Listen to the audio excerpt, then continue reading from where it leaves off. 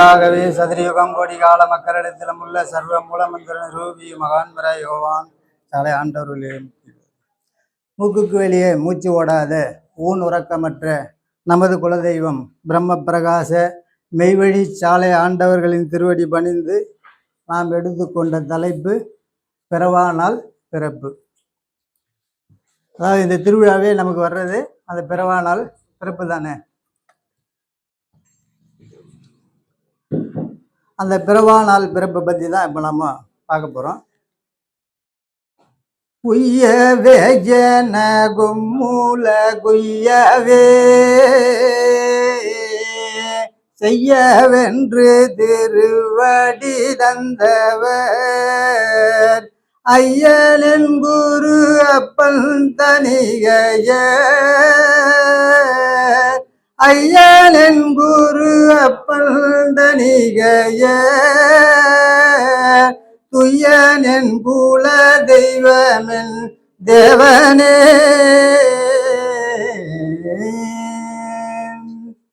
அதாவது இப்போ இந்த உலகத்தை இறைவன் 4 வகை யோனியில படைக்கிறாங்க. இந்த உலகத்தில் இருக்கிற 84,100,000 ஜீவராசிகளையும் 4 வகை யோனியில இறைவன் படைச்சிடுறாங்க. அது என்னென்ன அப்படின்னு பார்த்தோம்னாக்கா, புழுக்கம், வித்து, அண்டம், சினை. இது 4 வகை யோனியில 84,100,000 ஜீவராசிகளையும் இறைவன் படைச்சிடுறாங்க. அதில் சினை என்ற யோனியில மனிதன் நாமளும் வந்துடுறோம். ஆடு மாடு இதெல்லாம் சினை என்ற யோனியில் தான் வருது. நம்மளும் அந்த சினை என்ற யோனியில தான் வந்திருக்கிறோம். அப்படி தான் இறைவன் வச்சிடுறாங்க. இப்போ இந்த மனிதனும் சினை என்ற யோனியில் தானே வந்தான். இது தனித்த ஒரு தேவ யோனி, ஒரு 5வது ஒரு தேவ யோனி வேணும். அது இந்த உலகத்தில் இல்லை. அப்போ அந்த பரம்பொருளாகிய சிவபெருமானே என்ன பண்ணுறாங்கன்னாக்கா, பரமனே உருவெடுத்து பாரிடை குருவாய் வந்த துறவலர் கரசேகாமில் துன்மறை புகழும் தேவே அருநடை பாதம் நோவ அடிமைக்காய் இறங்கி வந்த மறைமணி ஞான வாழ்வே மார்கணம் நாதா போற்றி. அந்த அரூபத்தில் இருக்கிற அந்த பரம்பொருளாகிய அந்த சிவனே ஒரு மானிட சட்டை தாங்கி ஒரு ரூபம் தாங்கி வரணும். வந்து அவங்க தான் நரனை மனுவாக்கி மனுவை தேவர்களாக ஆக்க முடியும். அப்போ அந்த பரம்பொருள் மனிதனை நரனை மனுவாக்குது, மனுவை தேவனாக்கி தேவனை ஈசனாகவே ஆக்கி விடுகின்ற ஒரு செயல் அந்த வான நாட்டிலிருந்து ஒரு சர்க்குரு பெருமான், ஒரு மெய்குரு பெருமான் வரணும். இப்படி வந்தவங்க தான் இந்த உலகத்தில் ஞானிகளாக வந்தாங்க. இயேசு பெருமானாக வந்தவரும், நபி பெருமானாக வந்தவரும், மாணிக்க வாசகராக வந்தவரும், கிருஷ்ண பரமாத்மாவாக வந்தவரும், இப்படி 63 நாயன்மார்கள் நம்ம தமிழ்நாட்டில் இங்கே நிறைய மெய்ஞானிகள்லாம் வந்தாங்க. அவங்களுடைய சொற்படி கேட்டு யாரு நடந்து வருகிறார்களோ அவங்களுடைய அந்த தேவ யோனியில பிறக்கணும். இதை 18 சித்தர்ல சொல்றாங்க. அண்டமா முனிவரெல்லாம் அடங்கினார் யோனிக்குள்ளேன்றாங்க. அப்போ அந்த ஆவிடை என்னும் சிவ யோனியில ஒரு மனிதன் பிறந்தா மட்டும்தான் தேவனாக முடியும். இப்போ இந்த தேவ யோனி அதனுடைய நம்ம சுருக்கமாக பார்த்தோம். இப்போ நாம் எப்படிலாம் நாம் என்ன பிறப்பில் இப்போ இருக்கிறோம் அப்படின்றத, தெய்வம் நம்ம எப்படிலாம் எத்தனை பிறப்பு எடுத்து நம்ம வந்திருக்கிறோம் அப்படின்றத இங்கே சொல்கிறாங்க. நாம் இந்த மனித தேகம் எடுப்பதற்கு முன் தகப்பனின் விந்துவாக தாயினின் சுரோனிதமாகவும் இருந்தோம். இதுக்கு முன்னே நாம் என்ன வந்தோம்? தகப்பனுடைய விந்து ஜலமாகவும் தாயினுடைய சுரோனிதமாக இருந்தோம். அதற்கு 48 நாளைக்கு முன் இரத்தமாக இருந்தோம். அதற்கு 2.5 நாழிகைக்கு முன்னே அந்த உணவு பொருள்கள் தருகின்ற புல் பூண்டுகளாக இருந்தோம். அப்போ ஒவ்வொரு நிலையிலையும் தெய்வம் நமக்கு இதெல்லாம் ஒரு பிறப்பாக வருது இல்லைங்களா? அதற்கு முன்னே அந்த உணவு பொருள்களை தருகின்ற புல் பூண்டுகளாக இருந்தோம். ஆகவே நாம் இந்த மனிதத்துவம் எடுப்பதற்கு எத்தனையோ பிறப்பு எடுத்து வருகின்றோம், எடுத்து வந்திருக்கிறோம். ஆமா. இப்ப நாம என்னவா இருந்தா புல் பூண்டுகளாக நாம் இருந்தோம். புல்லாகி பூடாகி புழுவாகி இப்படி மரமாகி இப்படி மாணிக்க வாசகர் அவங்க சொல்றாங்க. அப்ப நாம அப்படி இருந்த நாம இப்ப என்னவா ஆயிருக்கிறோம், ஒரு தேகம் எடுத்து வந்துட்டோம் இல்லைங்களா? இப்ப ஆமா, இப்படி இருந்துதான் கடைசியில நம்ம இந்த பிறப்பு எப்படி எடுக்கிறோம் அப்படின்றத தெய்வம் நமக்கு கொடுக்குறாங்க. இந்த ஊன தேகத்தில் 5, அதாவது இந்த ஊன தேகத்தில் வைத்து எத்தனை பிறப்பு எடுத்தோம்? நாம் இந்த அறிவு பிறப்பு எடுப்பதற்குள்ளோ, இந்த அறிவு பிறப்பு எடுப்பதற்கு முன்னால 5 பிறப்பு நாம் எடுத்திருக்கிறோம் சொல்றாங்க. இந்த ஊன தேகத்தில் வைத்து எத்தனை பிறப்பு எடுத்து நாம் இந்த அறிவு பிறப்புக்கு வந்துள்ளோம் என்று கேட்டால் யாருக்காவது தெரியுமா? தெரியாது. நம்ம எத்தனை பிறப்பு எடுத்து வந்தோம்னு யாருன்னா கேட்டால் தெரியுமான்னா தெரியாதுன்ற. அறிவு பிறப்பாகிய இந்த பிறப்பு எடுப்பதற்கு முன் நாம் 5 பிறப்பு எடுத்துள்ளோம். இதை நாம் வாய் மூலமாக வெளியாக்கினால் அல்லாது வேறு யாருக்கும் தெரியாது. எவ்வளவு காலம் வேதத்தை படி என்று படித்தாலும் அதில் கூறியுள்ள அந்தரங்க பாஷை யாருக்கும் தெரியாது. இப்படிதான் நாம பிறந்து வந்திருக்கிறோம். அதை தெய்வம் இன்னைக்கு இதை நமக்கு எடுத்து சொல்லலைன்னா நம்ம என்ன பிறப்புல இருக்கிறோம்னே நமக்கு தெரியாத போயிருக்கும். ஆமா, நரன்றது கூட தெய்வம் சொன்னதாதான் தெரியும் நமக்கு. நரன், ஓ அப்படி நரன் ஒரு பிறப்பு இருக்குதா அப்படின்னு, இல்லைன்னா அதுவும் நமக்கு தெரியாது. ஆமா, இப்ப பாருங்க, இப்போ 4 வகை யோனியில் இருக்குது. கொசு, பறவை. தீக்கோழியும் பறவை இனம்தான், ஒரு கொசுவும் பறவை தான். இது ரெண்டும் ஒரே இனம் தானே. அது என்னவாயிருச்சு, முட்டையில வந்தது. புழுக்கம், வித்து, அண்டம். அண்டத்துல வர்றது எது? கொசு முட்டை தானே. தீக்கோழி எதில் பிறகுதுன்னு பார்த்தா அதுவும் முட்டை தான். இதுவும் பறவை தான், அதுவும் பறவை தான். ஒரு பருந்து இருக்குது, அதுவும் பறவை தான். இந்த கொசுவும் பறவை தான். ஆனா இனம் ஒரே இனம், ஆனா ரகங்கள் வேற. ஒரு புல்லும் தாவரத்துல வித்துன்றதுல வருது, சந்தன மரமும் வித்துல தான் வருது. ஒரு எட்டி மரமும் வித்துன்றதுல தான் வருது. ஒரு மல்லியும் வித்துல தான் வருது. ஆனா இனத்துல, செயல்ல, குணத்துல, மனத்துல கோடான கோடி உதயகிரிக்கும் அஸ்தகிரிக்கும் உள்ள வித்தியாசங்கள் இருக்கிறது அப்படின்னு தெய்வம் இதை எடுத்து ஏன் இந்த 4 வகை யோனியை முதல்ல சொல்றாங்கன்னாக்கா, இந்த 4 விதத்துல பிறந்தாலும் இவன் தனித்த ஒரு தேவ யோனியில பிறந்தே ஆக வேணும்ன்றது தான் இவ்வளவு எடுத்து வராங்க. ஒரு விதையை பூமியில் நட்டால் அது முளைத்து இலை, கிளை, வாது, கொம்பு என்று பலவாக வளர்ந்து மரமாகி விதையிலிருந்து வெளியான முதல் முளையோடு நின்று விடுவதில்லையே. ஒரு விதையை போட்டோம்னா அது போட்டதுலேயே அப்படியே நின்றுச்சான்னா இல்லை, அது இலை, கிளை, தளிர், பூ, காய், பழமாக அது சங்கமாக கொடுக்குதுன்றாங்க. அது போலவே மனிதனும் ஒவ்வொரு பிறப்புகளாக மாறி மாறி 6 பிறப்புகள் எடுக்கின்றான். முதலில் தாயின் வயிற்றில் இருந்தோமே, அப்போது உயிர்ப்பாகிய சுவாசம் இல்லை, துணியாகிய சப்தம் இல்லை, உயிர் மட்டும் இருந்தது. இப்போ தாயினுடைய கருவறையில 10 மாசம் குழந்தை ரெடி ஆயிடுச்சு. இன்னும் ஒரு அரை மணி நேரம் இல்லை 1 மணி நேரத்துக்குள்ள அந்த குழந்தை வெளியே வரப்போகுது. அந்த டைம் எடுத்துப்போம்.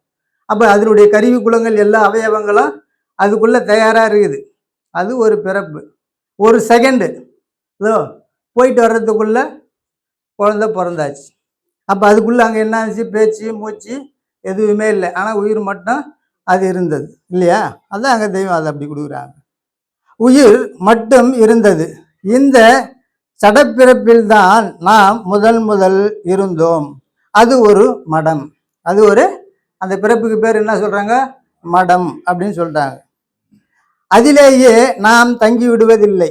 பிறகு அந்த கருவறையில் இருந்து ஒரு தலைவாசல் வழியாக இந்த மனித ரூபமாகிய தேகம் எல்லோரும் பார்க்கக்கூடிய தோற்றத்தில் வெளியானோம்.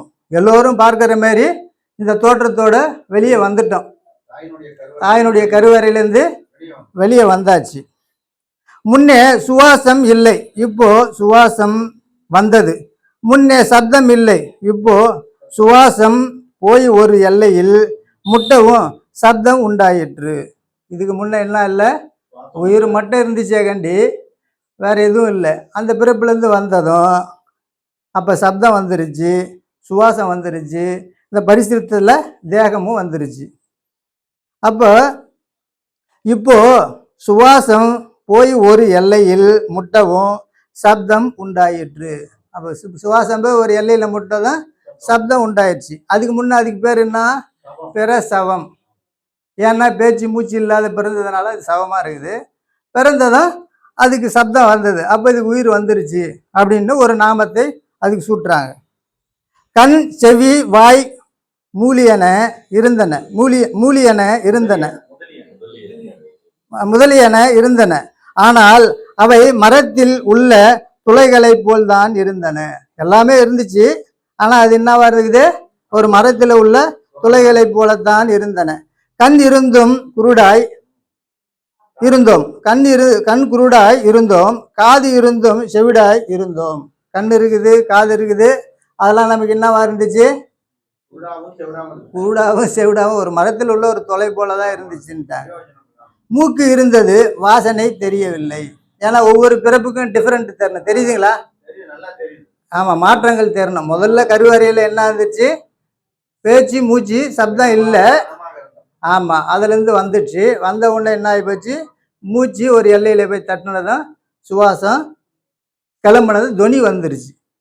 அப்போ மூக்கு இருந்தது, வாசனை தெரியவில்லை. மூக்கு இருக்குது, ஆனால் அந்த வாசனையை நுகர, அது தெரியுமா என்ன வாசனைன்னு தெரியாது. ஆமாம், வாசனை தெரியவில்லை. நாவு இருந்தது, ருசி தெரியவில்லை. நாவு தான் இருந்துச்சு, ஆனால் ருசி தெரிஞ்சுதா அப்படின்னா தெரியல. சர்க்கரை தண்ணீரை கொடுத்தாலும் அழுகை, வேப்ப எண்ணெயை கொடுத்தாலும் அழுகை. இப்படி ஒரு மூடகமான பிறப்பில் இருந்தோம். இப்படி ஒரு மூடகமான பிறப்பில் தான் நாம் இருந்தோன்றாங்க. அப்போ இதெல்லாம் வித்தியாசம் தெரியுதா உங்களுக்கு? ஒவ்வொரு பிறப்புக்கும் ஒவ்வொரு கருவிகள் ஓப்பன் ஆகுது. எல்லா கருவியும் ஓப்பன் ஆயிடுச்சு, ஆனால் அதில் அறிய முடியல. ஒவ்வொரு விஷயங்களும் கண் இருக்குது, பார்க்கல, ஆனால் கண் இருக்குது. நாசி இருக்குது, சப்தத்தை நுகருதான்னா வாசனையை நுகர தெரியல. நாவு இருக்குது, பேசுமா, பேசலை. சப்தம் இருக்குது, நல்ல ராகத்தை கேட்க முடியுமா, முடியல. இப்படியான வேறுபாடுகள் அதில் இல்லைன்ட்டாங்க. ஆனால் எல்லா கருவியும் இருக்குது. ஆனால் அம்மா தூக்கி மடியில் வைத்து கொண்டால் குறப்பயல் மாதிரி தூங்குவான், கீழே போட்டால் அழுவான். ஆகவே உணர்ச்சி அறிவு ஒன்று மட்டும்தான் இருந்தது. அந்த அறிவில் தங்கினோமா? இறைவன் நம்மளை தங்க விட்டானா? இல்லை. அப்போ அந்த அறிவிலையாச்சும் நம்மளை விட்டாங்களான்னா, ஒவ்வொரு அறிவா இறைவனை முதல் ஒரு அறிவு, அந்த ஒரு அறிவா என்ன இருக்குதுன்னாக்கா அந்த பரிசு அறிவு மட்டும்தான் இருக்குது. அதில் நம்ம இறைவன் தங்க விடலை, மாற்றி படுத்துடுறாங்க. அப்போ கீழே, அதாவது ஆனால் அம்மா தூக்கி மடியில் வைத்து கொண்டால் குறப்பயல் மாதிரி தூங்குவான், கீழே போட்டால் அழுவான். ஆகவே உணர்ச்சி அறிவு ஒன்று மட்டும்தான் இருந்தது. அந்த அறிவில் தங்கினோமா? இறைவன் நம்மளை தங்க விட்டானா? இல்லை. கருவிகள் எல்லாம் இருந்தன, ஆனால் அவற்றை பிரயோஜனப்படுத்தாத பிறப்பில் இருந்தோம். எல்லா கருவி இருந்துச்சு, ஆனால் அதை நம்ம பிரயோஜனப்படுத்தலைன்ட்டாங்க. இருந்தோம்.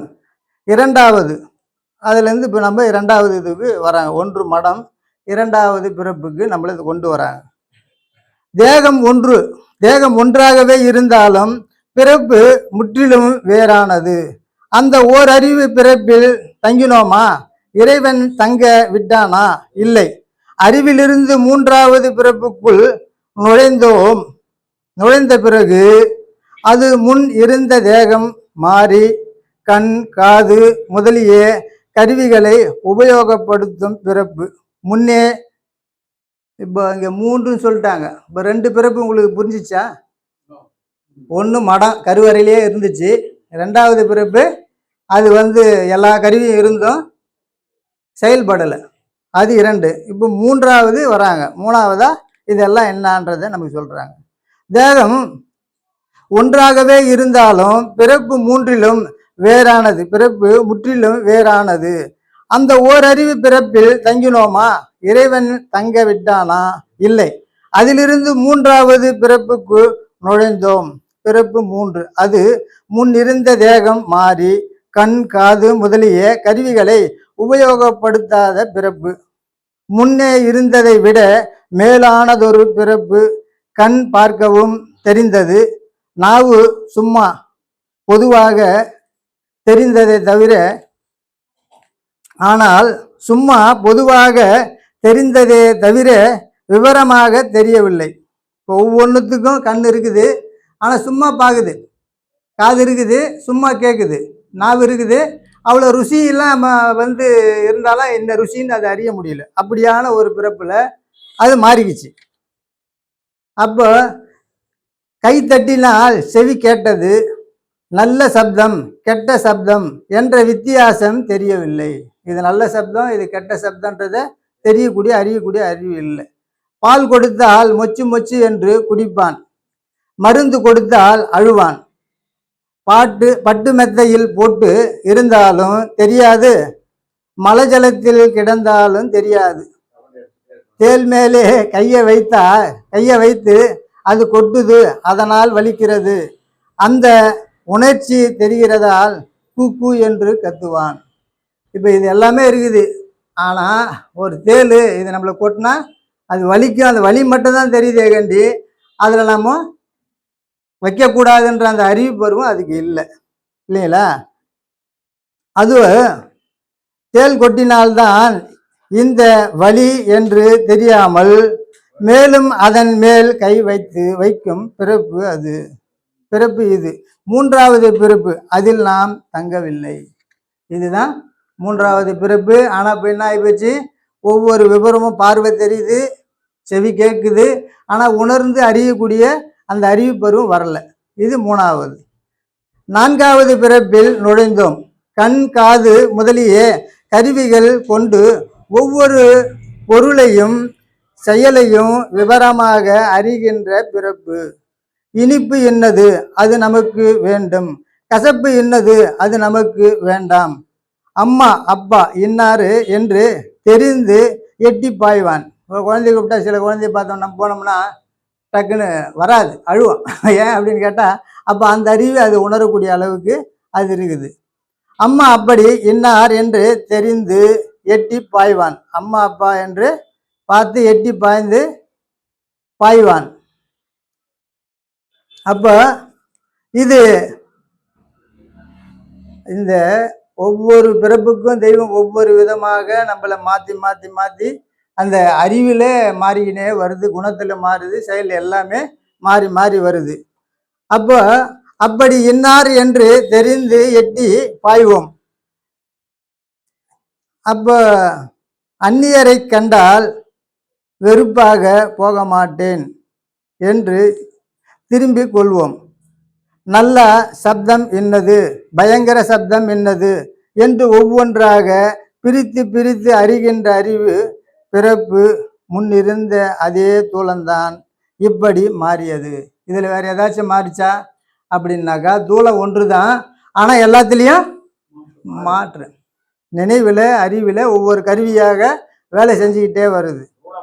தூளம் மாறல, எல்லாமே இருக்குது. ஆனால் மாறினது என்னவா இருக்குது? நினைவில் மாற்றம் வந்து கொண்டே இருக்கிறது அப்படின்றாங்க.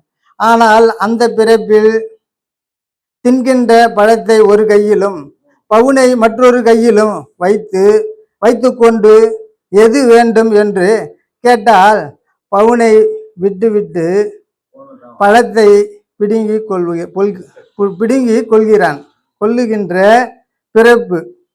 பொறிகடலை மிட்டாய் வேண்டுமா, ரத்தின சரபலி தங்கமலை வேண்டுமா என்று கேட்டால் பொறிகடலை மிட்டாய் வேண்டுகின்ற பிறப்பு அது. மலையை, அதாவது தங்கமலையே தந்தாலும் அதை மண்ணில் போட்டு விளையாடுவான். தங்க மாலையே தந்தாலும் அதை மண்ணிலே போட்டு விளையாடும் பிறப்பு. இப்போ ஒவ்வொரு பிறப்பாக நம்ம மாறி எதிரி வந்தோம், எல்லாத்தையும் அதனுடைய மதிப்பு. ஆனால் இதை நம்ம என்ன நினச்சிக்கிறோம், 7 பிறப்பு அப்படின்னா செத்து செத்து பிறக்கிறது அப்படியானா அது அப்படிலாம் இல்லைன்ட்டாங்க தெய்வம். நம்முடைய இந்த தேகத்திலேயே ஒவ்வொரு அறிவாக மாறி மாறி பிறந்து வரணும். இப்போ 1ஆம் கிளாஸ் படிக்கிற பையனும் 10th படிக்கிற பையனும் நினைவு ரெண்டும் ஒன்றா இருக்குமா? இருக்காது. காலேஜ் டிகிரி படித்தவனுக்கும் 10th படித்தவனுக்கும் ஒன்றா இருக்குமா? அப்படின்னா நினைவுகளில் மாறி மாறி மாறி வருது. அதே போல் இந்த தேகத்திலையும் நமக்கு இறைவன் எல்லாத்தையும் மாற்றி மாற்றி தருகிறார். அப்போ அதற்கு மேலே இன்னொரு தெளிவுடைய பிறப்பு எடுத்தோம். அதுக்கு மேலே என்ன ஒரு பிறப்பு? தெளிவுடைய பிறப்பு எடுத்தோம். அதை கொண்டு எத்தனை பழங்களை வாங்கி கொள்ளலாமே என்ற அறிவு படைத்த பிறப்பு. அது எல்லாம் தனக்கு வேணுமென்று தாவி பாய்கிற அறிவு பெற்ற பிறப்பு. அந்த பிறப்பில் தங்காமல் இன்னொரு மாற்றம், இன்னொரு பிறப்பு எடுத்தோம். அதுலேயும் நம்ம தங்கலை, அதிலிருந்து மாற்றம் இன்னொரு பிறப்பு எடுத்தாச்சுன்றாங்க. அதுதான் இப்போ எடுக்க போகிறது. முதல்ல 5 போயிடுச்சு, இப்போ 6வது பிறப்பாக ஒன்று எடுக்கிறோம். வேறு தூளம் அல்ல. அப்போ பிறப்பு 6. வேறு தூளம் அல்ல, முன்னிருந்த தூளம்தான்.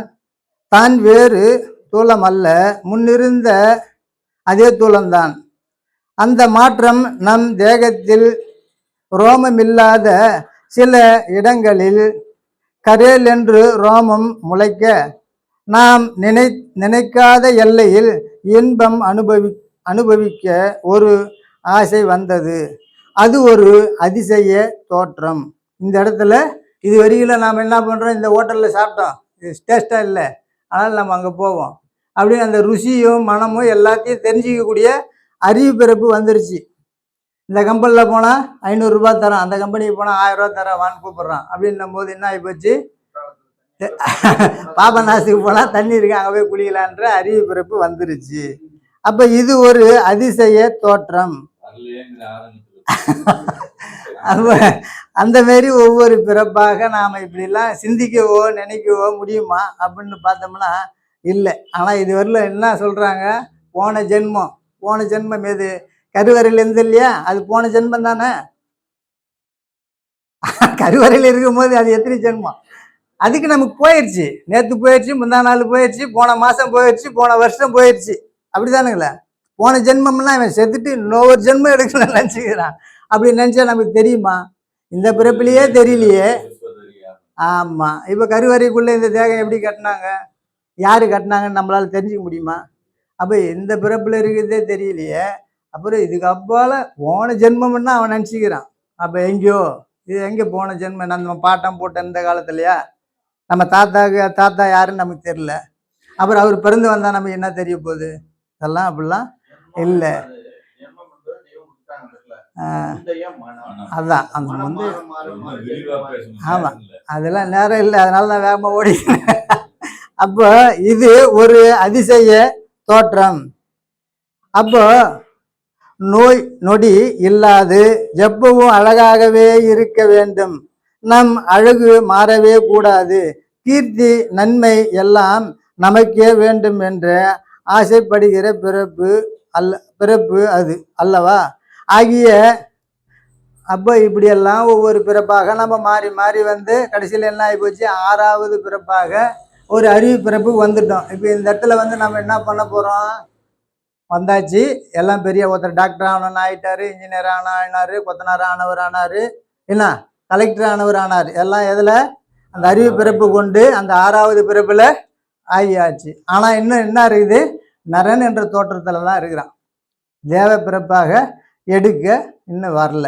அப்போ இதுக்கு தான் ஒரு மெய்குரு பெருமான், ஒரு ஆசான் வேணும். எதுக்காக அவங்க வேணும் அப்படின்னு கேட்குறாங்க. இப்போ இவ்வளவும் சொல்லி சொல்லி வந்தோம் இல்லையா?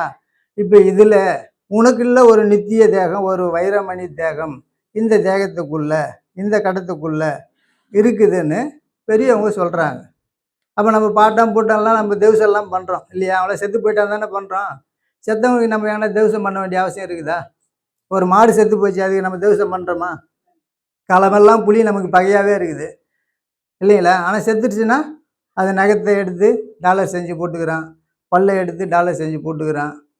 அப்போ அது பாருங்கள் நமக்கு நேசமாயிடுச்சு, அதுக்கு பயப்படுறதில்ல. ஆனால் ஒரு கூட நண்பன் ஒருத்தன் செத்து போயிட்டான்னு சொன்னால் பயப்படுறோம். அந்த வீட்டுக்கு போகிறதுக்கு பயப்படுறோம். அவனுக்கு திவசம், வருஷம், மாதம், 3ஆம் நாள், 40ஆம் நாள் இப்படிலாம் திவசம் எல்லாம் கொண்டாடுறோம். அப்போ அதெல்லாம் எதுக்காக கொண்டாடுறோம்? அவன் செத்து தான் போயிட்டான் இல்லையா? அதுதானே. செத்து போனவனுக்கு நம்ம கொண்டாட வேண்டிய அவசியம் இல்லை. அப்போது அவன் சாகவில்லைன்னு தெரியுது. ரூபம் மாற்றப்பெற்று வேறு ஒரு ரூபத்தில் அவன் இருக்கிறான். ஆமாம். அப்போ இறைவன் இப்படியாக நம்மளை ஒவ்வொரு அறிவாக மாற்றி மாற்றி மாற்றி பிறக்க வைத்தாங்க. இப்போ நமக்கு ஒரு பிறப்பு, ஒரு தேவ பிறப்பு எடுக்கணும். அதுதான் 7வது ஒரு பிறப்பு. அதுதான் ஆவிடை என்னும் தேவயோனி. இங்கே ஆவுடையார் கோயில்னா இருக்குது, அங்கே சிவலிங்கம் இருக்காது, ஒரு ஆவுடைய தான் இருக்கும். அப்போ அந்த இடத்துல என்ன பண்ண, சாதம் வடித்து கொட்டி அந்த ஆவியை இதுதான் ஆவி அப்படின்னு சொல்கிறாங்க. அதுவும் ஆவியாக இருக்கும். நல்ல இப்போ நம்ம சாப்பிட்ற உணவு அதனுடைய எசன்ஸ் என்னவா இருக்குது? இதான் நம்ம 5 அடி உயரமாக இருக்கிற மனுஷன்னா இப்படி சொன்னால் கூட பரவாயில்ல.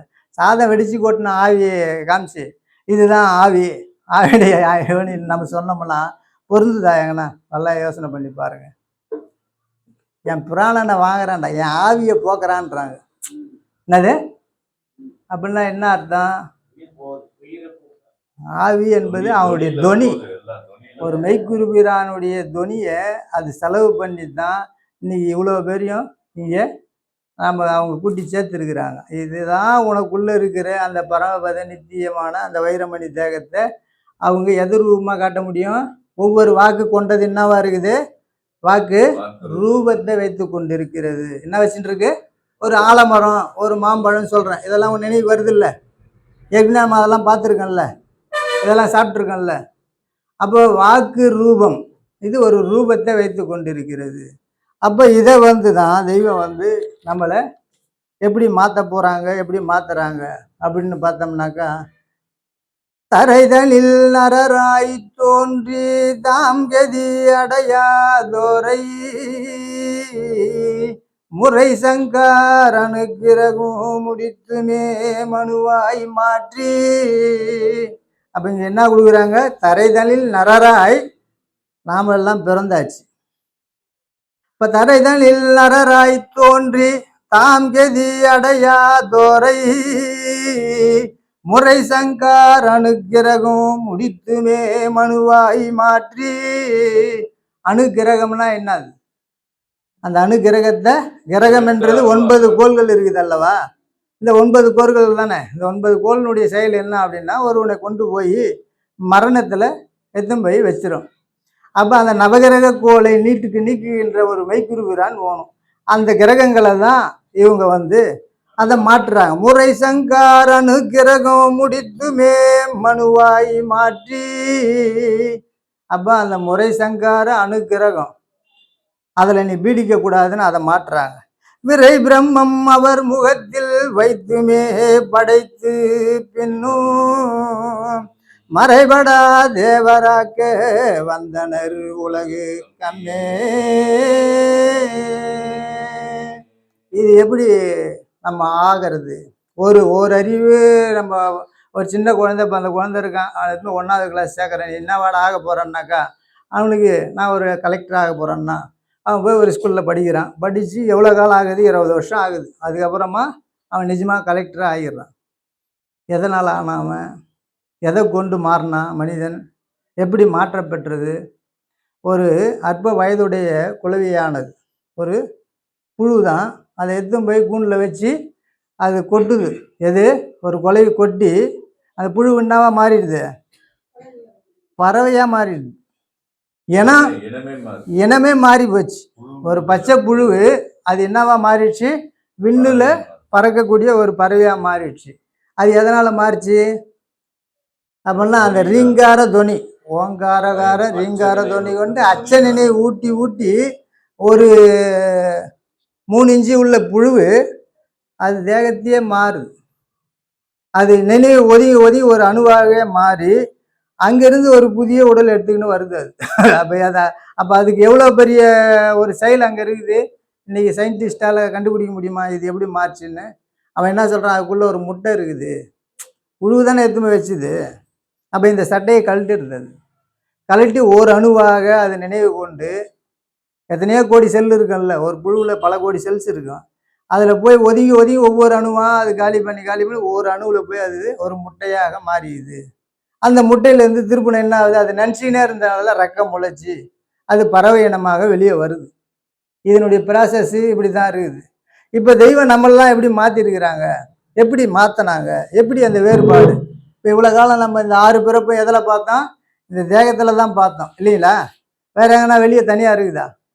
அப்படின்னா நினைவுகளை மாறி மாறி மாறி மாறி ஒதுங்கி ஒதுங்கி வருது. அப்போ இந்த நீண்ட வயதுடைய குலைவையானது எப்படி ஒரு பறவை இனமாக மாறிச்சோ, இப்போ நாம் நரனை தெய்வம் என்ன பண்ணிட்டாங்க, நரனை மனுவாக்கி மனுவை தேவனாக்கி தேவனை ஈசனாகவே ஆக்கி விடுகின்ற ஒரு செயலை தான் இங்கே நடந்து கொண்டிருக்குது. அதுக்கு பேரு தான் பிறவானாட் பிறப்பு. இதுதான் தெய்வம் வந்து பாட்டையாரை அவங்க சந்தித்த காலத்தில் அந்த வாசி யோகத்தை பற்றி அவங்க பேசி வராங்க. அப்போ தெய்வம் வந்து அவங்களுக்கு இதெல்லாம் அந்த ரோஸ்மலாக்கூடிய காலத்தில் அந்த வித்யா தத்துவம்னா அந்த அமானிதம் உன்னுள்ள எங்கன்னு கேட்குறாங்க, அந்த திருநாடு எங்கே அப்படின்னு கேட்டதுனால தான் அவங்களுக்கு வந்து என்ன ஆச்சு, அந்த மறுபிறப்பில் அவங்க திருப்பி பிறக்க வைக்கிறாங்க. பிறந்ததுனால அவங்க ஒரு அது தன்னிடத்தில் இருக்கின்ற அந்த இறைபொருளை அறிந்து அதே அவங்க அந்த மறுபிறப்பு பெற்று அவங்க அந்த நித்திய தேகத்தை கை போட்டுக்கிட்டாங்க. தன்னை அண்டிய மக்களுக்கும் அந்த செயலை செய்து வைக்கிறார்கள். அதனால் என்னுடைய முத்துப்பேருரை மீண்டும் தொடரும். அனைவருக்கும் நமஸ்காரம். தினமொரு நேரம் எந்தன் திருமொழி அதனை கேட்டால் பனிவெல்லம் போலே பாவம் பரந்திடமென நிஜமே சொன்னோம். கனிமொழி ஜோதி வாக்கும் கையெழுத்தாதி நோக்கும் துணிவுடன் கேட்டார் உற்றார் தொலைந்தனர் பிறவிதானே. மாகாளி அம்மன் திருக்குது.